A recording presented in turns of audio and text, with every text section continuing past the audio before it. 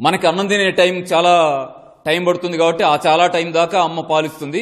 ఆ తర్వాత మనమ్మ కూడా పాలు రావు. అంటే నేచర్లో అమ్మ మనల్ని ఎలా సృష్టించిందంటే జంతువులనైనా మనల్నైనా పసిపిల్లలు వాళ్ళ కేటాయించిన ఆహారం వాళ్ళు తినేదాకా తల్లి పాలే ఆహారంగా సృష్టించింది తప్ప బతికినంత కాలం పాలు తాగే పద్ధతి నేచర్లో ఎక్కడా ఆ రూల్ లేదు. అది నేచురల్ రూల్ కాదు.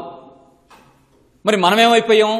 అవేమో వాటి అమ్మ పాలు అవి తాగుతూ ఉంటే మన అమ్మ పాలు మనం దాగి ఇంకా ఎవరమ్మ పాలైనా కూడా జీవితాంతం తాగడానికి మనం సిద్ధపడేటువంటి పరిస్థితి ఎందుకో తెలియదు, కానీ అది మంచిదిలాగా మనకు అలవాటం అనేటి అలవాటైపోయింది. కానీ అది సహజం కాదు. మీరు దృష్టిలో పెట్టుకోండి. నేను ఊరికే పాలు తాగొద్దు అనడం లేదు. మీరే గమనించండి. ఎక్కడైనా పసితనం దాటిన తర్వాత పాలు తాగేటువంటి జంతువుని ఎక్కడా చూపించరు. అది చాలా హెల్దీగా ఆరోగ్యంగా ఉంటానని కూడా మీరు గమనిస్తారు. ఎందుకని మన దగ్గర ఇది తెలియదు? నేను అనుకుంటాను అవసర రీత్యా తల్లికి పాలు లేని సందర్భాల్లో మనం పక్క జంతువుల పాలు ఉపయోగించుకొని ఉంటాం. ఒకవేళ చాలా సందర్భాల్లో మనకి తప్పన పసిపిల్లాడికి పాలు లేవు, మరి ఏం చేయాలి?